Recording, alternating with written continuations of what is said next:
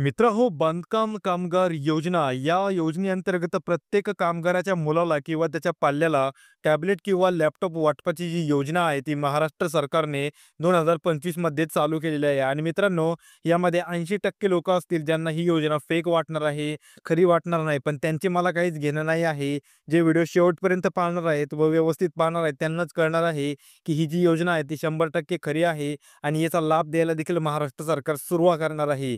आणि तुम्हाला देखील वाटत असेल की खरीच तुम्हाला या योजनेचा लाभ मिळावा, तर कमीत कमी व्हिडिओला शेवटपर्यंत तरी पहा, की जेणेकरून तुम्हाला देखील वाटेल की ही योजना आहे जी 100% रिअल आहे आणि यापासून तुम्हालाच फायदा आहे. यासाठी ऑनलाईन अर्ज भरायची सुरुवात केव्हापासून होणार आहे? 1 जूनपासून.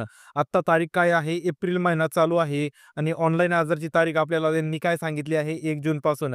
पण यासाठी काही अशी कागदपत्रे असतात जी की तुम्हाला आत्तापासूनच गोळा करावी लागणार आहेत आणि जर तुम्ही ती केली नाही तर तुम्हाला ती मिळणार नाहीत.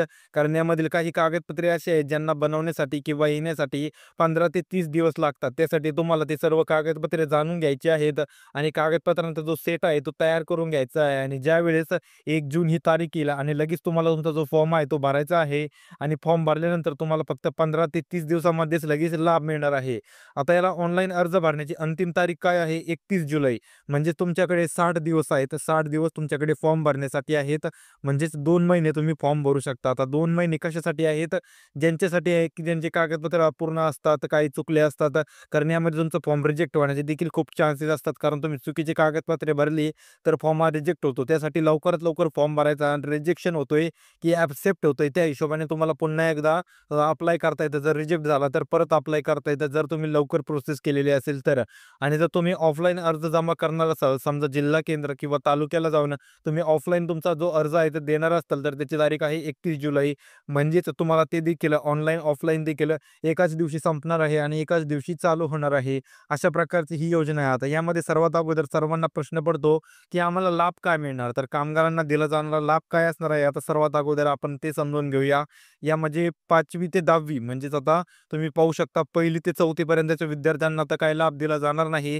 पण ज्यांच्या घरामध्ये एखादा कामगार आहे आणि त्याचे विद्यार्थी, त्याची मुलं, त्याचे पाल्य 5वी ते 10वीच्या वर्गात शिकत आहेत, तर त्यांना एक टॅबलेट दिलं जाणार आहे. टॅबलेट म्हणजे कसं एक मोठ्या साईजचा मोबाईल असतो, ज्यामध्ये विद्यार्थी त्याचे शालेय काम करू शकतो.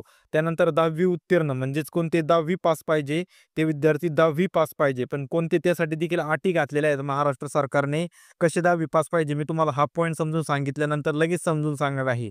यामध्ये 10वी उत्तीर्ण होऊन पुढचं शिक्षण घेणाऱ्या विद्यार्थ्याला लॅपटॉप दिला जाईल. म्हणजे जे विद्यार्थी 10वी मध्येच कॉलेज किंवा शाळा जी आहे ती सोडून देतील, अशा विद्यार्थ्यांना तर लाभ मिळणार नाही. पण जे विद्यार्थी 10वी नंतर त्यांचं 10th झाल्यानंतर ते समजा 11th किंवा 10वी नंतर ते समजा डिप्लोमा, ITI असं म्हणू शकता. अशा प्रकारचा कोर्सेसला जर त्यांनी ॲडमिशन घेतलं, तर त्यांना त्यासाठी लॅपटॉप दिलं जाणार आहे आणि जे 5वी ते 10वीचा वर्ग असणार आहे त्यांच्यासाठी जे आहे ते टॅबलेट दिलं जाणार आहे. आता यासाठी नियम काय आहे, की अजून तर 10वीचा रिझल्ट लागलेला नाही आहे. 10वीचा जो इयत्ता आहे यांचा रिझल्ट अजून तर लागलेला नाही आहे. पण ज्यांचा लागणार आहे त्यांच्यासाठी काय करायचं आहे, तो विद्यार्थी आहे तो 50% जास्त गुण असले तरच त्या विद्यार्थ्याला लाभ मिळणार आहे. समजा जर त्याला 49 जरी टक्के असतील, 49% जरी असतील, समजा 49.99 जरी असतील, तरी देखील लाभ दिला जाणार नाही. पण ज्या विद्यार्थ्याला 50% जास्त गुण आहेत, त्याच विद्यार्थ्याला फक्त या योजनेचा लाभ दिला जाणार आहे आणि विद्यार्थी तेव्हाच या नियम व ज्या अटी आपल्याला सांगितलेल्या आहेत त्यामध्ये भरला जाणार आहे. त्यानंतर दुसरी महत्त्वाची अट आहे, की ती म्हणजे बांधकाम कामगार संबंधातील तुमचं जे रिन्यूअल आहे किंवा तुम्ही त्याला रजिस्ट्रेशन म्हणू शकता. ते रिन्यूअल तुमचं चालू पाहिजे. तुमचं रजिस्ट्रेशन संपलेलं नको. जर संपलेलं असेल तर लवकरात लवकर या 2 ते 3 महिन्यांच्या कालावधीमध्ये लवकरात लवकर तुमचं रिन्यूअल करून घ्या, की जेणेकरून तुम्हाला हे मोबाईल, टॅबलेट आणि लॅपटॉपचा लाभ तर मिळेलच. पण बाकीचे जे स्कॉलरशिप असतात जसं E01 स्कॉलरशिप झाली, त्यानंतर E02 नावाची स्कॉलरशिप झाली, त्यानंतर E03 नावाची स्कॉलरशिप झाली, E04 असे खूप सारे स्कॉलरशिप आहेत. ते सगळ्यांचा तुम्हाला लाभ मिळत असतो. ते केव्हा? जेव्हा तुमचं रिन्यूअल चालू आहे. रिन्यूअल संपलेला असेल तर लाभ मिळत नाही. त्यासाठी तुम्हाला जरी या योजनेचा लाभ घ्यायचा नसेल तरी देखील तुम्ही तुमचं जे रिन्यूअल आहे ते चालू करून घ्या. त्यानंतर तिसरी महत्त्वाची अपडेट आहे ती म्हणजे बँक पासबुक संबंधीची. खूप वेळा असं झालंय महाराष्ट्र सरकारने सांगितलंय, की आम्ही त्यांचा अर्ज अप्रूव्ह केला. पण ज्यावेळेस पैसे पाठवण्याची वेळ आली त्यावेळेस विद्यार्थ्याचं पासबुकच त्या ठिकाणी अपलोड होतं. त्या ठिकाणी असं चालत नाही. ज्या कामगाराचा विद्यार्थ्याला किंवा कामगार जे पाल्यांच्या हिशोबाने लाभ घेत असेल, तर त्या ठिकाणी काय असायला पाहिजे? त्या कामगाराचं पासबुक असायला पाहिजे. जो कामगार आहे, कामगाराचं पासबुक पाहिजे. काही लोक लोकं काय करतात, तर जो फॉर्म भरताना जो विद्यार्थी आहे त्याचं पासबुक त्या ठिकाणी अपलोड करतात.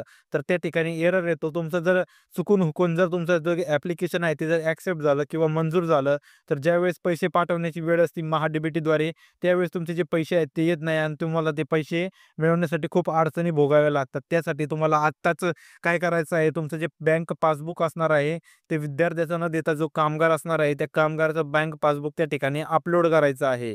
त्यानंतर चौथी महत्त्वाची अपडेट जी आहे, ती म्हणजे मी तुम्हाला अगोदर देखील समजून सांगितली होती. जो कामगार आहे तो नोंदीत पाहिजे. त्याचप्रकारे कामगार हा सक्रिय पाहिजे. सक्रियचा अर्थ कसा, काही दुर्दैवी मृत्यू होतात, पण त्यांचं रिन्युअल चालू असतं.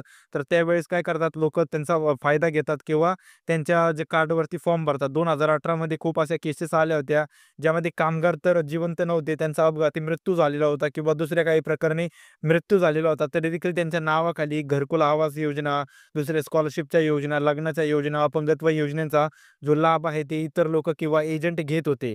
त्यामुळे महाराष्ट्र सरकारने 2021 पासून हे सिस्टमच बंद केलंय आणि 2021 पासून कामगार हा सक्रिय पाहिजे. तेव्हाच त्याला योजनेचा लाभ दिला जाणार आहे आणि त्याचं व्हेरिफिकेशन हे व्यवस्थित झालेलं पाहिजे. त्यामुळेच आता तुम्ही कोणताही क्लेम भरता, समजा तुमचा रिन्युअलचा क्लेम असेल, दुसरा स्कॉलरशिपचा क्लेम असेल, कोणताही क्लेम असो, त्यावेळेस तुम्हाला तुमचं व्हेरिफिकेशन केलं जातं. व्हेरिफिकेशन म्हणजे कसं, ओरिजिनल डॉक्युमेंट्स सोबत तुमचे जे ओरिजिनल डॉक्युमेंट्स असतात, त्यासोबतच तुमचं जे अंगठ्याचे ठसे असतात, तुमच्या बोटाचे ठसे, त्याचं तुमचं व्हेरिफिकेशन घेतलं जातं आणि त्यावरून ठरवलं जातं, की कामगार हा सक्रिय आहे आणि सक्रिय असल्यासोबतच तो नोंदीत देखील आहे. यानंतर आपली महत्त्वाची पुढची 5वी नियम व अट आहे. यासाठी फक्त 6च महत्त्वाच्या नियम आणि अटी आहेत. त्या तुम्ही जाणून घ्या. पण ही 5वी जाणून घेण्या अगोदर लवकरात लवकर व्हिडिओला लाईक करा आणि सबस्क्राईब करा, की जेणेकरून मी टाकलेला प्रत्येक व्हिडिओ तुम्हाला वेळोवेळी पाहायला मिळत असतो. आता 5वी काय अपडेट आहे आपण ते जाणून घेऊया. यामध्ये जो कामगार आहे, कामगार जो आहे तो महाराष्ट्रात राहणारा पाहिजे. म्हणजेच तुम्हाला इंग्लिशची भाषेमध्ये सांगायचं म्हणलं तर डोमासाइल ऑफ महाराष्ट्र असायला पाहिजे. डोमासाइल ऑफ एम-एच पाहिजे. जर तो out of Maharashtra, Rajasthan, Bihar, UP कोण असेल, तर त्याला या योजनेचा लाभ दिला जाणार नाही. कारण आता महाराष्ट्रामध्ये आउट ऑफ महाराष्ट्रातील लोकं खूप आलेले आहेत आणि तेच योजनांचा लाभ घेण्याचा प्रयत्न करत आहेत.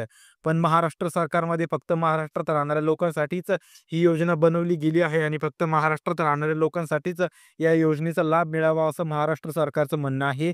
त्यामुळे यामध्ये फक्त डोमासाइल ऑफ महाराष्ट्राचेच लोकं लाभ घेऊ शकतात. आउट ऑफ महाराष्ट्र कोणालाही लाभ दिला जाणार नाही. त्यामुळे त्यांनी प्रोसेस करण्याचा देखील प्रयत्न करू नये. त्यानंतर 6वी महत्त्वाची म्हणजे कशी, की जो लाभ मिळणार आहे विद्यार्थ्याला, ते फक्त जे कामगार असणार आहे, जो कामगार असणार आहे आणि जो विद्यार्थी त्या कामगाराच्या कार्डवरती लाभ घेणार आहे, अशा घरातून फक्त 2च विद्यार्थी पाहिजे. समजा एक कामगार आहे आणि त्याच्या एका कार्डवरून फक्त 2च विद्यार्थी लाभ घेऊ शकतात. जर 3 विद्यार्थी लाभ घेण्याचा प्रयत्न करत असतील, तर कोणालाच लाभ मिळणार नाही. फक्त जे पहिले 2 विद्यार्थी आहेत किंवा पहिले 2 मुलं अपत्य आहेत, त्यांनाच या योजनेद्वारे त्यांचे जे आर्थिक खर्च असतात ते भागवले जाणार आहे आणि महाराष्ट्र सरकार देखील कुठल्याही प्रकारची योजना असेल, तर त्यामध्ये फक्त आणि फक्त जो कामगार असेल, जो नोंदणी करणारा असेल, त्याच्या फक्त आणि फक्त पहिल्या 2 पाल्यांनाच योजनेचे लाभ दिले जातात आणि या योजनेमध्ये देखील त्याच पाल्यांना लाभ दिला जात असतो. तर आजच्या व्हिडिओमध्ये एवढीच माहिती द्यायची होती. तुमचे काही प्रश्न असतील तर तुम्ही मला ते कमेंट करू शकता. पण मला कमेंट केव्हा दिसणार? ज्यावेळेस तुम्ही व्हिडिओला लाईक करून सबस्क्राईब करणार, त्याच वेळेस मला तुमचं जी कमेंट आहे ती दिसणार. अन्यथा ती कमेंट हाईड होऊन जाणार आणि मला त्या कमेंटचं उत्तर देता येणार नाही. त्यामुळे तुमचा काही महत्त्वाचा, अत्यंत गरजेचा प्रश्न असतील तर लवकरात लवकर लाईक करून सबस्क्राईब करा आणि तुमचं कमेंट करा, की जेणेकरून मला लगेच तुमची कमेंट मिळेल आणि मी फटाकशी तुमची कमेंटचं उत्तर देऊन टाकेल. तर भेटूया आवडील एक महत्त्वाच्या इंटरेस्टिंग व्हिडिओमध्ये. तोपर्यंत रामकृष्ण हरी.